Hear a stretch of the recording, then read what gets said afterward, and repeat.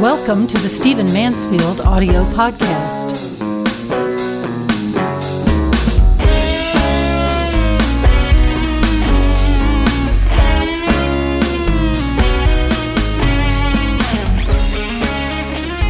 In this podcast, I want to provide an update about the state of the Kurds, what's going on with ISIS, what's new, and where things are heading with our Kurdish friends worldwide. As you know, if you listen to this podcast, I'm very passionate about the Kurds. I care about them because many of them are my friends. I care about them because they are the largest people group in the world without their own homeland. Almost 35 million people worldwide who do not have their own homeland. I care about them because they're the primary boots on the ground standing against ISIS. I care about them because many of them live in America and need to be befriended and welcomed and helped and encouraged and stood with and just known, by the way. And I care about them because their time has come. They are probably going to be the world's next new nation, and we should welcome that. They're staunch Western allies. Many of them are pro-Israel. They are moderate religiously. They're exactly the way we want to see the Middle East go. And while they do have their problems, and I'll talk about those in this update, you know, if you've listened to this podcast very much, that I'm very, very passionate about the Kurds. But I'm also passionate because a great many good things are happening now. Approximately 2 years ago, in 2014, the story was that ISIS controlled approximately as much square mileage in the Middle East as equal to the state of Maine in the United States. They had about 30,000 warriors, maybe 40, some said, but I think 30,000 was about right.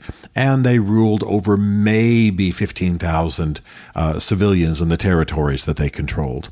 Now in 2016, at the very most, ISIS controls a territory approximately the size of the state of Maryland, one of our smallest states.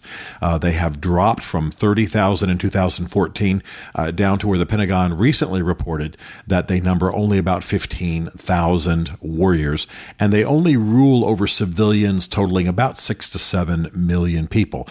So there has been dramatic decrease. This is because of the bombings. This is because of the noble fighting of Kurdish forces, better known as Peshmerga. This is because of the international coalition working against them. What's very exciting is that we are currently witnessing the liberation of Mosul. Now, Mosul is important because not only does it sit right near huge oil fields, it was also the Christian center of much of Iraq. In fact, some people say it's the main Christian city in Iraq. You might know it better as the modern city that sits right next to the site of ancient Nineveh.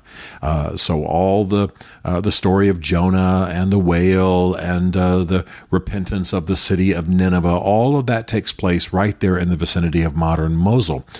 You might also have seen the 60 Minutes report about the decimation of Christianity in modern Iraq. Well, that was largely because ISIS had taken over Mosul and had destroyed many Christian sites, many Christian documents. And in that heartbreaking 60 Minutes story, you may have seen a Syrian church, that would have been Eastern Roman Catholic, so to speak, a Syrian Christian leaders just weeping over the destruction of the faith, the destruction of documents, the destruction of churches, and the loss of the faith. So what's happening now, though, is that Mosul is in the process of being liberated. And that's great news, of course. But as I give you a bit of an update about what's going on with the Kurds, I want you to consider some of the challenges they face. And part of the reason that I do this is obviously I want Western Christians to pray. I want us all to be concerned. I want us to be informed. I'm very gratified that there are a lot of people in Congress who pay attention to my updates about the Kurds. And so I make sure that I am on top of what I'm talking about. I check in with the KRG office in D.C. I call friends in Iraqi Kurdistan. I want to make sure I know what I'm talking about because I know it's very hard to get straight information for the average person in America about the Kurds. And then second of all, I want to make sure our folks up on the Hill have the best information. Granted, they've got advisors and security services and State Department advisories and so on, but sometimes there's background information they might not have.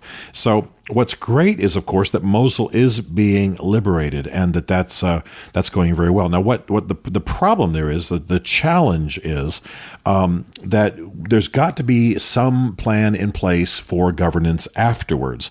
So far, the military plans are very far ahead of the political plans, and that you've got to have sharing. You've got to have a plan for sharing of authority. You've got Kurds, you've got Arabs, you've got Yazidis, you've got a number of religions, you've got another number of ethnicities who are going to move back into that area. So we need a very wise plan for the governance of Mosul, which is in the province of Nineveh, and need to know exactly how that's going to go, and that kind of thing needs to be planned in advance. That kind of planning is not the kind of thing the United States and the Western nations as a whole tend to be very good at. We tend to be a bit ham-handed in reorganizing governments in the wake of battles and military operations like what's happened in Mosul. So while we're celebrating the liberation of Mosul and seeing good things happen in the province of Nineveh, we have to realize that we need a plan for governance. The other thing that's going on is that you're likely to have, as a result of the liberation of Mosul, a huge amount of displacement of people. Hundreds of thousands of people will be displaced. This is for a variety of reasons I don't need to go into now. What you need to know is that Iraqi Kurdistan has absorbed lots of refugees because of ISIS and other kinds of persecution.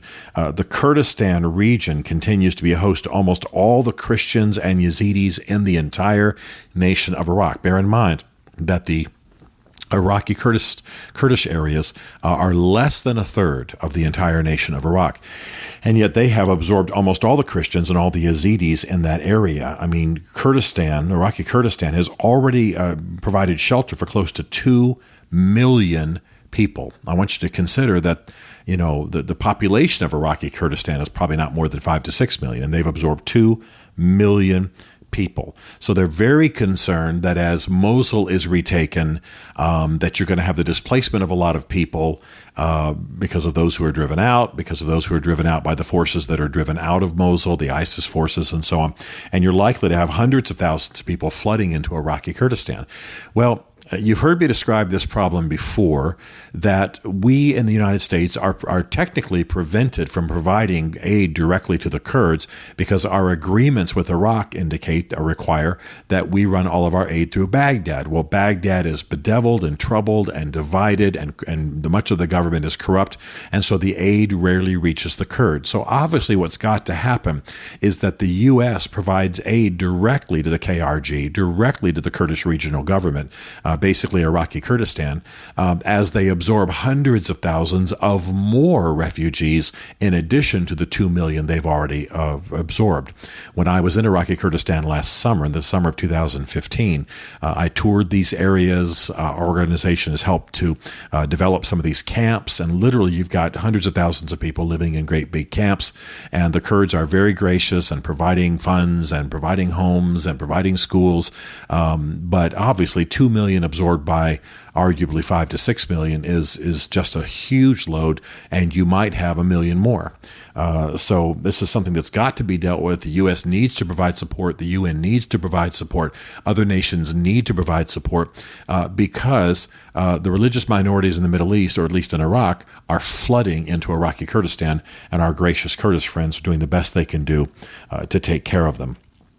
But one of the exciting things, very exciting things that's happening is that there is going to be a referendum on independence. Now, you know that I am a strong advocate for Kurdish independence.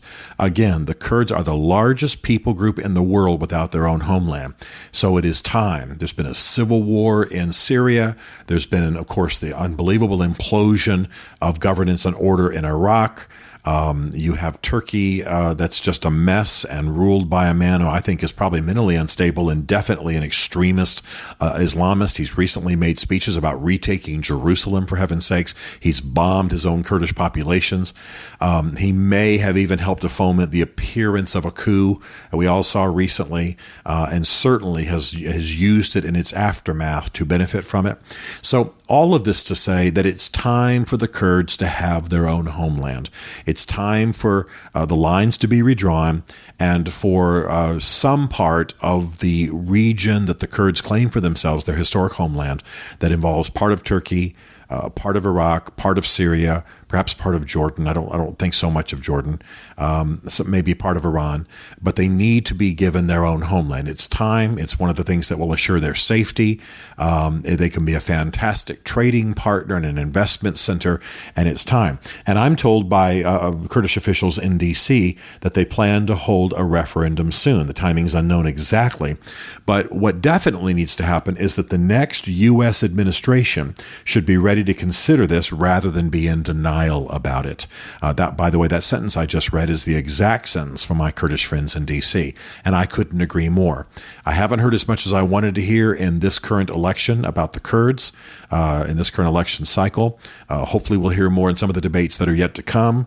I know that Mrs. Clinton is aware of the Kurds and Kurdish problems. She had to deal with them as Secretary of State. I haven't heard a whole lot about the Kurds from Donald Trump, but hopefully our posture as a country will be to welcome a referendum on independence and then to be willing to recommend independence and to endorse it. My hope is that very soon, within the next few years, we are able to celebrate an independent Kurdistan. And so overall, the trends are very good. Knowledge of the Kurds, information about the Kurds, the success of the Kurds, it's all increasing. I will say that Iraqi Kurdistan is very challenged financially. The petroleum, a percentage of the petroleum profits that should be coming from Baghdad are not. You obviously have had a slowdown in investment in Iraqi Kurdistan. In my book, The Miracle of the Kurds, I describe at that time, a couple of years ago, the amazing investment that was going on there. Obviously, that slowed a bit because technically it's a war zone, or at least just right outside of its borders, there's war. But that's decreasing now. We need to be investing. Private corporations need to invest. U.S. government needs to invest. And we need to be welcoming this the rise of Iraqi Kurdistan, the rise of an independent Kurdistan that will be, of course, more than just Iraqi Kurdistan. So good things are happening. That's the update. But we have a huge refugee crisis. The Kurds have been so gracious in handling refugees that the Pope even commended Masoud Barzani, the president of the KRG. But it's possible they could be swamped. Christians throughout the world should be grateful for what the Kurds have done, because many of the Christians in the Middle East who have been displaced through the persecutions of ISIS are now in Iraqi Kurdistan.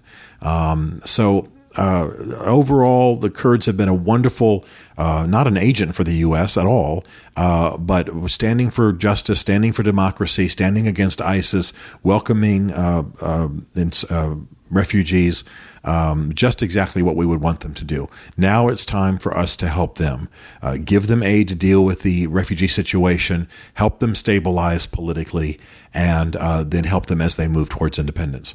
I will also say, to my Kurdish friends and to those who are listening and who get this podcast in Kurdistan, that obviously one of the issues that has to be dealt with is the rule of the strong political families, and the way that this looks undemocratic, and the way that some strong-armed people, the strong man, as they would say in Africa, still rules the affairs. You have certain factions, certain families, certain financial interests that dominate Kurdish affairs, and that's got to come to an end if you're going to have a true democracy.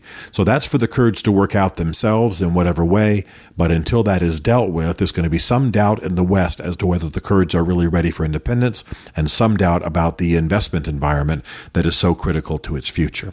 But overall, the trends are good.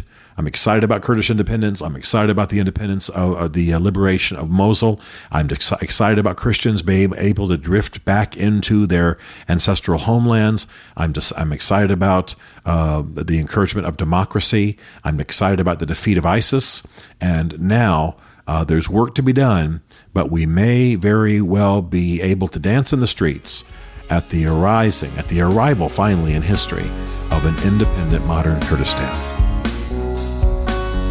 Stephen Mansfield is a New York Times best-selling author, a popular speaker, and a frequent faith and culture commentator on Fox and CNN. His groundbreaking books on faith and society include The Faith of George W. Bush, The Search for God in Guinness, Mansfield's Book of Manly Men, and The Miracle of the Kurds.